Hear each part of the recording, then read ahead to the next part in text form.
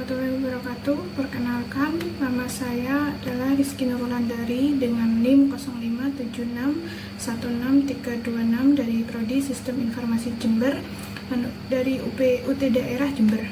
Saya di sini akan menjawab pertanyaan tentang tugas 1 praktikum algoritma dan pemrograman. Yang pertama, buat rangkuman yang bahan dan materinya dari internet tentang algoritma dan dunia pemrograman komputer dengan spasi 1,5 dibuat pada Microsoft Word dan daftar pustaka minimal 5. Yang 1B, sejarah Java dan perkembangannya sampai saat ini. Cari referensi di internet berkaitan dengan pemrograman Java dan software-software yang dibuat dengan bahasa pemrograman Java minimal 2 software. Baik, untuk pertama saya akan menjawab pertanyaan nomor 1A dan 1B tentang algoritma dan dunia pemrograman komputer. Pertama, jawaban nomor A tentang pengertian algoritma. Algoritma berasal dari kata al-Khwarizmi yang terdapat di buku Abu Ja'far Muhammad Ibnu Musa al-Khwarizmi, seorang ahli matematika dari Persia, dengan judul bukunya Al-Jabar wal Muwabalah. Dan definisi algoritma sendiri adalah serangkaian perintah yang secara logis dan sistematis digunakan untuk memecahkan suatu masalah untuk mencapai tujuan tertentu. Dalam algoritma terdapat beberapa kriteria yang dikemukakan oleh Donald E. Knuth, yaitu ada 5. Yang pertama, input, output, finiteness, definiteness, dan effectiveness. Yang pertama, input algoritma harus memiliki 0 atau lebih masukan. Artinya suatu algoritma mungkin tidak memiliki masukan input langsung dari pengguna, atau dapat juga memiliki beberapa masukan input. Algoritma yang tidak memiliki masukan ini, semua datanya dapat diinisialisasikan atau dibangkitkan dalam algoritma. Sedangkan kriteria kedua, output, suatu algoritma harus memiliki keluaran. Algoritma yang tidak memiliki keluaran adalah algoritma yang sia-sia, karena algoritma sendiri dibuat dengan tujuan untuk menghasilkan suatu keluaran.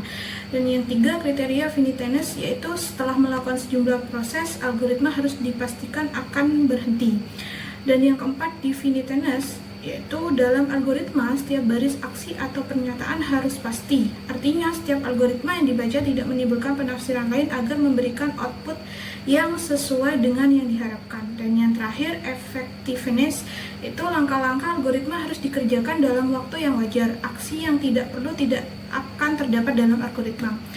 Algoritma sendiri disusun oleh 3 struktur dasar, yaitu algoritma sekuensial, algoritma perjapangan, dan algoritma pengulangan. Yang pertama, algoritma sekuensial, yaitu algoritma dengan langkah-langkah atau aksi yang dilakukan secara berurutan sesuai dengan urutan penulisannya. Yang kedua, percabangan. Algoritma percabangan adalah langkah atau aksi yang akan dikerjakan tergantung kondisi tertentu. Apabila suatu kondisi terpenuhi, maka aksi atau langkah tersebut akan dikerjakan. Dan algoritma pengulangan, yaitu aksi yang dilakukan secara berulang sesuai dengan sesuai dengan kebutuhan dan kondisi. Lalu, hubungan algoritma dan pemrograman. Sebelum kita membahas tentang hubungan keduanya, terlebih dahulu kita akan melihat pengertian dari pemrograman. Pemrograman sendiri adalah suatu instruksi yang diberikan kepada komputer untuk menjalankan suatu tugas tertentu. Dalam pemrograman, algoritma memiliki peran untuk membantu melakukan langkah-langkah tertentu dalam memecahkan suatu masalah, seperti mengurutkan data, menghitung jumlah bilangan, atau mencari nilai tertentu. Sehingga hubungan antara algoritma dan pemrograman itu ialah algoritma membantu suatu pemrograman untuk melakukan langkah-langkah tertentu untuk memecahkan suatu masalah. Dan kemudian pembahasan tentang pemahaman algoritma dan pemrograman. Algoritma pemrograman adalah salah satu instruksi yang digunakan untuk memecahkan masalah yang kompleks dalam melakukan tugas tertentu. Dengan memahami algoritma pemrograman, pemogram ya dengan memahami algoritma pemrograman yang efisien dapat kita kembangkan. Salah satu konsep penting dalam algoritma pemrograman adalah dynamic programming dan neural networks, yang mana dynamic programming adalah pemecahan masalah yang kompleks dengan membagi menjadi submasalah yang lebih sederhana, sedangkan neural networks adalah jaringan komputer yang terinspirasi dari syaraf manusia. Kemudian terdapat beberapa fungsi algoritma. Fungsi yang pertama secara umum yaitu menyederhanakan proses pemecahan masalah, meningkatkan efisiensi program, mendukung proses dan perencanaan, dan meningkatkan skalabilitas. Lalu, fungsi algoritma bagi developer yaitu mempermudah penataan struktur data, mengoptimalkan performa program, meminimalkan duplikasi model, meningkatkan skalabilitas aplikasi, dan mengurangi resiko bug atau error. Dan fungsi algoritma bagi pengguna yaitu efisiensi proses, personalisasi di pengalaman pengguna, meningkatkan akurasi hasil pencarian, meningkatkan keamanan. Kemudian terdapat jenis-jenis algoritma, yang ada banyak jenis algoritma pemrograman yang digunakan untuk menyelesaikan masalah dalam dunia pemrograman. Berikut adalah beberapa jenis algoritma pemrograman yang umum digunakan. Yang pertama, algoritma rekursif, yaitu pada algoritma ini penyelesaian masalahnya adalah dengan memanggil dirinya sendiri, yang mana solusi penyelesaian dari masalah yang dihadapinya adalah dengan memecahkan masalah-masalahnya menjadi bagian-bagian yang lebih kecil. Proses tersebut akan terus berlanjut hingga mencapai kondisi dasar, yaitu ketika masalah diselesaikan tanpa ada perulangan lagi. Contohnya, saat kita ingin mencari sepatu olahraga pria pada website e-commerce, dan begini caranya. Cara kerjanya, buka website e-commerce lalu memilih kategori utama, misalnya pria. Algoritma kemudian akan mencari subkategori sepatu pria untuk mengerucutkan hasilnya. Setelah itu pemrograman akan mencari lebih dalam lagi, kali ini subkategori sepatu olahraga. Selanjutnya algoritma akan menampilkan produk yang kita cari berdasarkan hasil dari setiap langkah tersebut, yaitu sepatu olahraga. Kemudian jenis algoritma yang kedua yaitu algoritma sorting. Algoritma ini digunakan untuk mengatur data dalam urutan tertentu, misalkan data dari huruf A ke Z atau dari yang terkecil hingga terbesar, dan sebaliknya. Penggunaan algoritma ini membuat pemrosesan data menjadi lebih cepat dan efisien, terutama pada data dalam jumlah besar. Algoritma sorting ini memiliki beberapa jenis. Yang pertama bubble sort, yang kedua merge sort, yang ketiga quick sort. Yang pertama, bubble sort itu perbandingan elemen dengan cara berpasangan dan ditukar kalau dalam urutan yang tidak benar, lalu diulang sampai semuanya berurutan.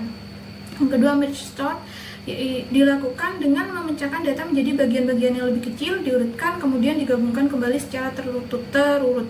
Yang terakhir, quick sort itu dipilihnya satu elemen sebagai pivot atau patokan, lalu elemen lain di sekitar pivot dibagi lagi berdasarkan ukurannya. Contoh penggunaan algoritma ini adalah saat kita mengurutkan harga produk dari yang termurah hingga termahal di toko online. Dan jenis algoritma ketiga itu algoritma searching. Algoritma searching ini digunakan untuk menentukan hasil tertentu dalam kumpulan data, seperti pencarian kata kunci di mesin pencarian atau mencari produk tertentu di website toko online. Ada beberapa jenis dalam algoritma ini, diantaranya linear search, binary search, hashing. Linear search adalah dengan cara kerjanya dengan memeriksa setiap elemen satu persatu hingga menemukan kecocokan. Sedangkan binary search penggunaannya hanya untuk data yang sudah diurutkan, akan dilakukan pemecahan data menjadi dua bagian. Kemudian algoritma mengecek di bagian akhir atau kanan apakah ada data elemen yang dicarinya. Yang terakhir, hashing. Untuk melakukan pencarian yang lebih cepat, algoritma menggunakan fungsi hash mengubah data menjadi indeks. Penggunaan ini umumnya meliputi struktur data seperti hash table. Jenis yang keempat yaitu algoritma greedy.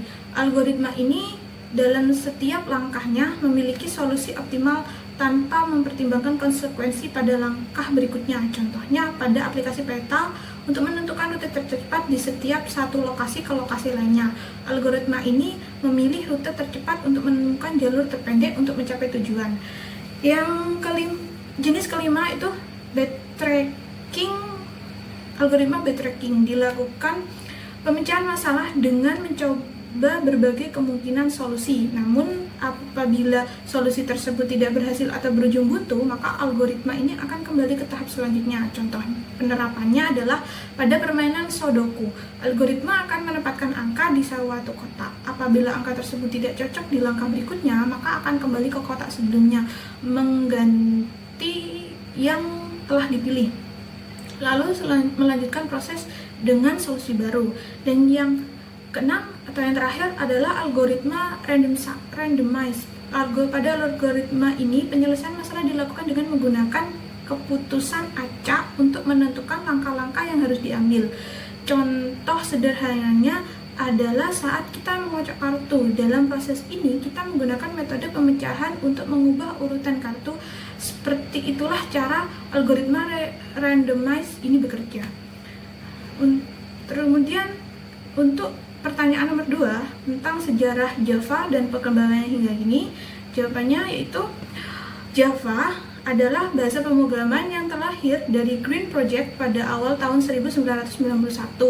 Proyek ini awalnya diciptakan untuk televisi interaktif yang mana bahasanya dinamakan dengan OWASP. James Gosling, Max Sheridan, dan Patrick Norton beserta 9 pemrogram lainnya dari Sun Microsystems adalah pelopor proyek ini. Salah satu hasil proyek ini adalah maskot Duck yang dibuat oleh Joe Palrang. Nama OWASP sendiri diambil dari pohon yang tumbuh di luar jendela kantor mereka.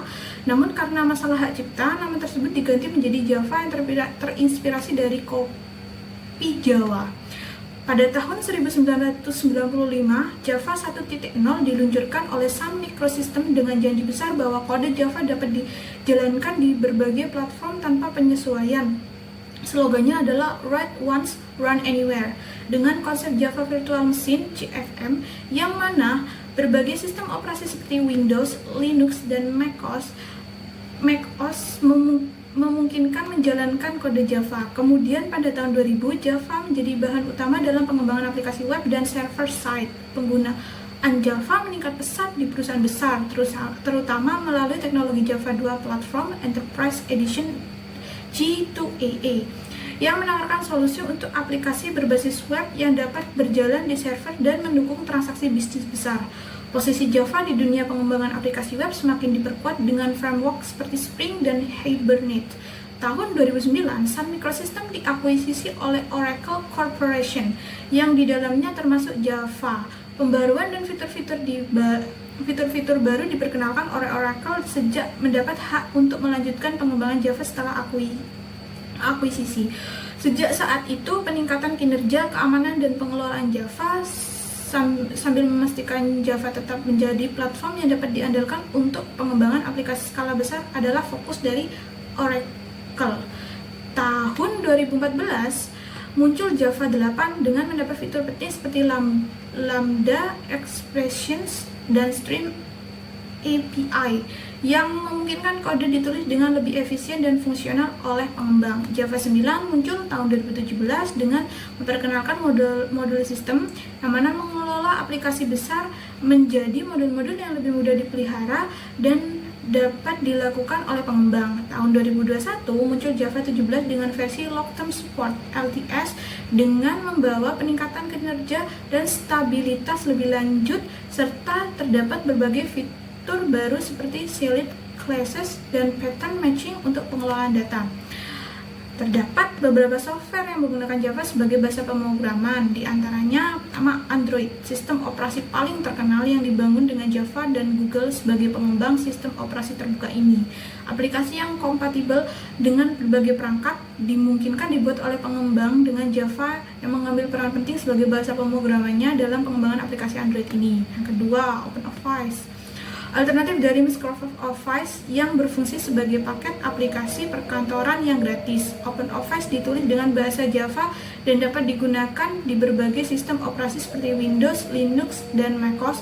Aplikasi-aplikasi yang ada di dalamnya mencakup spreadsheet, pengelola kata, dan presentasi dengan format dokumen yang umum digunakan.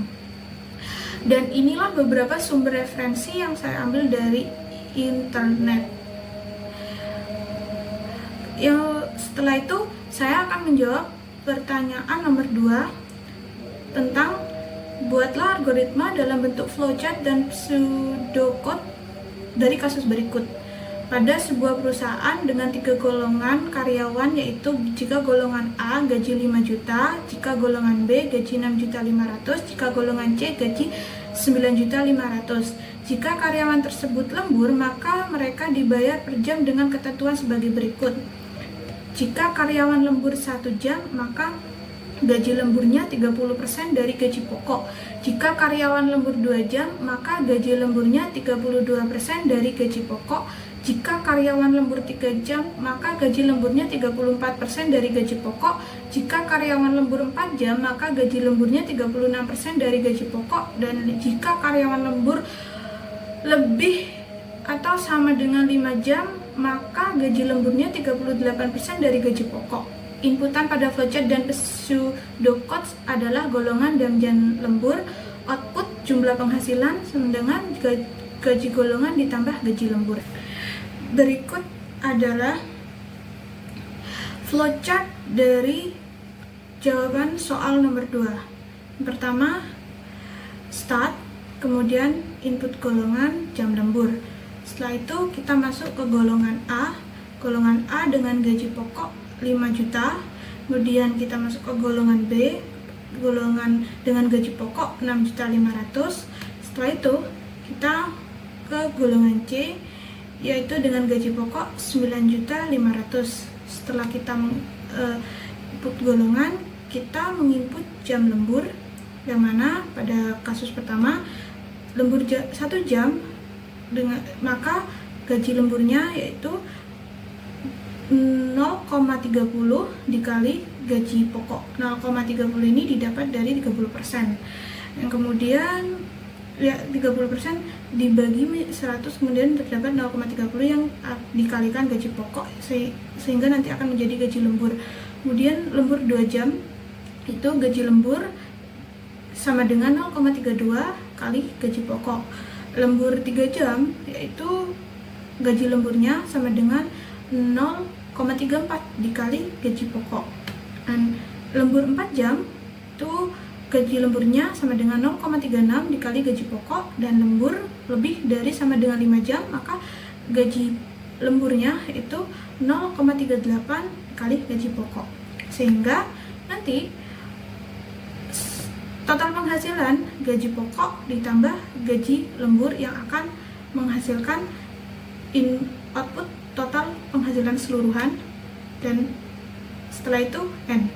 Ini adalah flowchart dari soal yang pertama, soal yang kedua. Kemudian kita membuat pseudocode, mana start, kemudian input golongan, jam lembur, if golongan sama dengan A, then gaji pokok 5 juta. Else if sama dengan B, then gaji pokok 6.500.000. Else if C, then gaji pokok 9.500.000, and if. Kemudian case-nya, select case jam lembur. Case 1, gaji lembur sama dengan gaji pokok dikali 0,30. Case 2, gaji lembur sama dengan gaji pokok dikali 0,32. Case 3, gaji lembur sama dengan gaji pokok dikali 0,34. Case 4, gaji lembur sama dengan gaji pokok dikali 0,36. Case 5, gaji lembur sama dengan gaji pokok dikali 0,38. Case 1 ini menggambarkan jam lembur. Kemudian end case, total penghasilan sama dengan gaji pokok ditambah gaji lembur. Outputnya adalah total penghasilan keseluruhan dan N. Di sini saya membuat Java dari versi Java dari pseudocode dan flowchart tadi dengan menggunakan Eclipse IDE. Pertama, scanner input sama dengan new scanner, system out print masukkan golongan A/B/C, chart golongan input next, system out print masukkan jam lembur, in jam lembur sama dengan input next in, double gaji pokok sama dengan 0, double gaji lembur sama dengan 0. Dan kita hitung gaji pokok berdasarkan golongan. If golongan sama dengan A, gaji pokok 5 juta, else if golongan B, gaji pokok 6.500.000, else if golongan C, gaji pokok 9.500.000. Dan yang kedua, kita menghitung gaji lembur berdasarkan jam lembur. If jam lembur sama dengan 1, gaji lembur sama dengan gaji pokok kali 0,30. Else if jam lembur sama dengan 2, gaji lembur sama dengan gaji pokok kali 0,32. Else if gaji lembur sama dengan 3, jam lembur sama dengan 3, gaji lembur sama dengan gaji pokok kali 0,34. Else if jam lembur sama dengan 4, gaji lembur sama dengan gaji pokok kali 0,36. Else if jam lembur sama dengan 5, gaji lembur sama dengan gaji pokok kali 0,38. Dan kemudian yang ketiga, kita menghitung total pendapatan. Double total penghasilan sama dengan gaji pokok plus gaji lembur. Output total penghasilan, sistem out print in, total penghasilan plus rupiah plus total penghasilan sama dengan rupiah plus total penghasilan. Input close. Oke, kita coba masukkan golongan A di sini contohnya dengan masukkan jam lembur 1, total penghasilannya 6.500.000. Contoh kedua, kita memasukkan golongan B dengan jam lembur misalkan 2, total penghasilannya 8.580.000 rupiah. Oke, sekian video dari presentasi saya tentang tugas mata kuliah algoritma dan pemrograman. Terima kasih. Apabila ada kesalahan, mohon maaf. Wassalamualaikum warahmatullahi wabarakatuh.